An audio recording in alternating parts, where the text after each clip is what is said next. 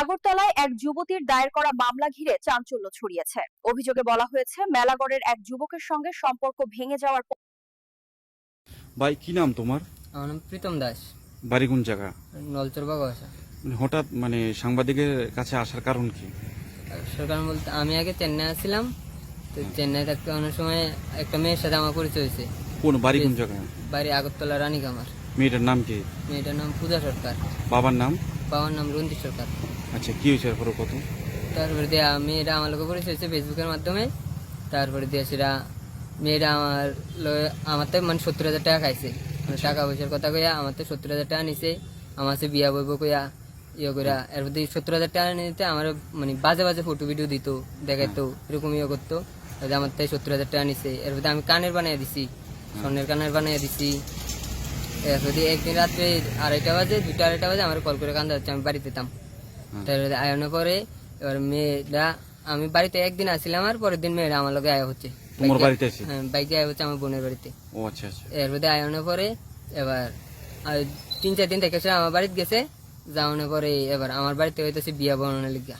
আচ্ছা, বিয়া বর্ণনা লিখে কইতেছে। তোমার বাড়িতে কি কইতে? তোমার মা বাপ? হ্যাঁ। আচ্ছা, তো আমার এবার মেয়ে জামাই শ্রাদ্ধ যাওয়ান ছাড়া মেয়ে বিয়ে বইতে পারতো না। আচ্ছা আচ্ছা। তো এবার আমার বাড়িতে হয়েছে শ্রাদ্ধ যাওয়ান ছাড়া তো বিয়ে বইতে পারতো না, তাইলে যাইতো, আচ্ছা আমার বাড়ি থাউন যেত না। আচ্ছা। তো ওই মেয়ের বাড়িতে মেয়ে গেছে, যাওয়ানের কয়দিন থেকে এরপরে আবার 10-15 দিন পরে আবার আয়া হচ্ছে আচ্ছা, মেয়েরা।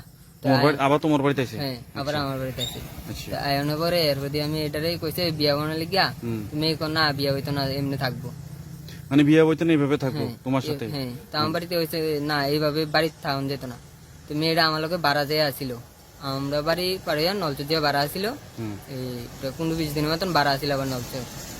এরপর নলচর বাড়া থেকে এরপর একদিন গেছে গা মেয়েরা। আচ্ছা। তো মেয়ে যাওয়ানোর পরে আরেকদিন আসে, আর এবার আমরা পাড়া মানুষে ধরছি, সবাই ধরছে। ধরানোর পরে এবার আমি মেয়ের বাড়ি জানাইছি, আর মেয়ের বাড়িতে এরে এবার মেয়ের বাড়ির জায়গা দেয় না। মেয়ে আমার লোকে চেন্নাই গেছে গা। চেন্নাই যাওয়ানে চেন্নাই 20-25 দিন থাকি সেটা আবার মেয়ে বাড়িতে হচ্ছে। তো চেন্নাই তোমরা ওইখানে কোনো বিয়ে শাদী হয়েছিল? চেন্নাই বিয়ে হয়েছে, এই মন্দিরে বিয়ে শাদী হয়েছে? ওইখানে 20-25 দিন আসলাম তোমরা? আচ্ছা, ওইখান থেকে আবার বাড়িতে আসছো? ওইখান থেকে আবার বাড়িতে হচ্ছি।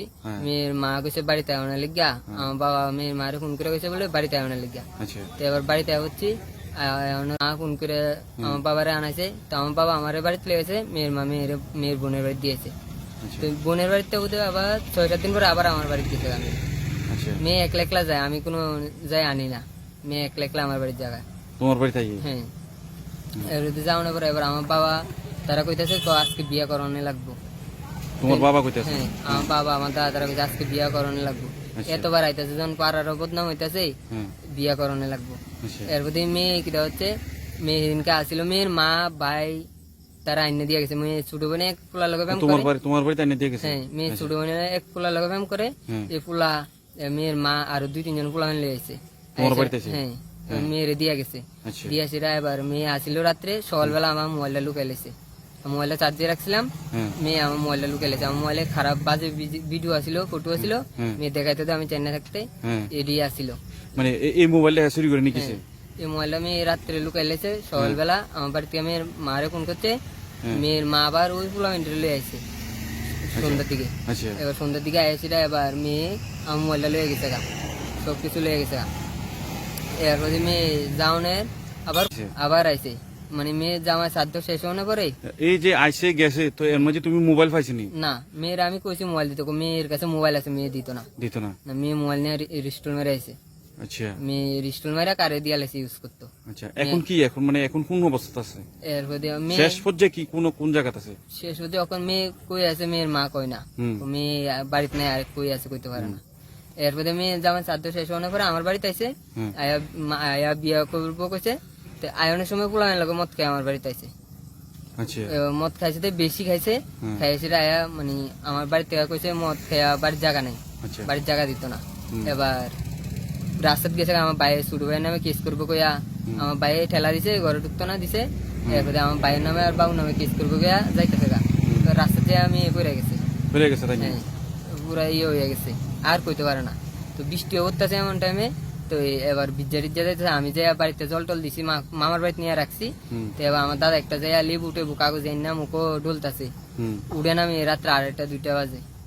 এরপর দিয়া আমার বাবু টান করাইয়া হুম আমার বাড়ির বাবু কান্দ করে লিয়ে গেছে, নিয়ে এসে রাখছে। এরপরের দিন সকালবেলা আয়া ডাক্তার টাক্তার দিয়ে নিচ্ছে। এরপর দিন মেয়ের মারে জানাইছে। এবার মা থানা টানা গেছে, পুরা সব মানুষ কইছে ইত্যা ঘটনা হয়েছে দে। তো আমরা এরপর দিয়ে বাড়িতে গেছি গা, থানার থেকে আচ্ছা বাড়িতে গেছি। আর মেয়ে ফোন করে গেছে, মেয়ে লোক আগরতলা আমি যাইতাম গা, আচ্ছা মেয়ের মা ঘর ভাড়া করে দিব। হুম তো এরপর দিয়ে গেছি গা মেয়ের লোক আগরতলা আমি। মেয়ের একটা মেশুর বাড়ি আছে আগরতলায় দশমী ঘাট, হুম এই মানিকদের গল্লি ধরে ইয়ানে হুম ইয়ানে আসছিলাম।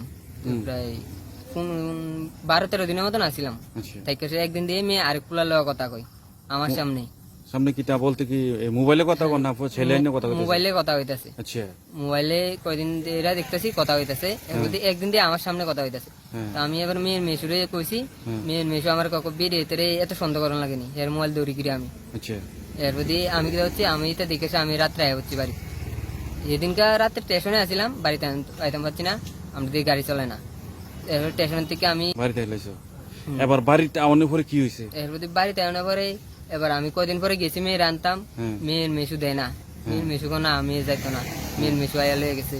তো আমি এখানে ক্লাবের মানুষ জানাইছি, ক্লাবের মানুষ কাছে পরে দিয়ে আমার যাইতাম। তো আমি যেদিন গেছিলাম মেয়ের মা আমার ফোন করে গেছে মেয়ের কাছে, আমি এদিনকে থাকতাম, পরের দিন আমার বাবু আইব, বাবু যাইলে বাবুর কাছে আমার আর মেয়ের উড়ে দিব। তো এরপর আমার পরের দিন আমি আর মেয়ে এদিনকে স্টেশনে আসছিলাম, এই আগরতলা বাজারঘাট স্টেশনে আসছিলাম। এর থেকে পরের দিন আমার বাবু গেছে, মেয়ের মা কি হচ্ছে 4-5 জন পোলান ফোন করে আনাইছে, ওই এর ছোট বোন প্রেম করে পোলার লগে, এর এই পোলার লগে আর মেয়ে আগে কথা হইতে পোলা এটির লগে এটির আনাইছে আমার মানার লিগিয়া। তো আমি যখন মানে হেরা বুঝছে এবার আমি কি হচ্ছে আমি মানে এখান থেকে সাইড হয়ে গেছি, সাইডের দোকানের সামনে যায় আচ্ছা ওর মামলা করছে তোমার বিরুদ্ধে কি মেয়ে মামলা করছে? হ্যাঁ আমার বিরুদ্ধে কদিন হয়েছে মামলা করছে? কালকে রাত্রেবেলা। এখন তোমার বাড়িতে কি পুলিশ গেছে? আমার বাড়িতে আজকে দুপুরবেলা পুলিশ গেছে। কোন থানার পুলিশ গেছে? মেলাঘর থানা। মানে মামলা কি কি মানে কি কি মানে কিটার মামলাটা কিটা লেখছে কিটা? মামলাটা বলতে আমি আজকে চেন্নাই যেতাম লুচি, চেন্নাই গেলাম আজকে আমি এই কারণে। আর মেয়ে কিছু বাজে ফটো ভিডিও আছে আমার কাছে, এটি লিখবে। তো ফটো ভিডিও তোমার মোবাইল না হ্যাঁ লয়ে গেছে গা? হ্যাঁ লয়ে গেছে গা।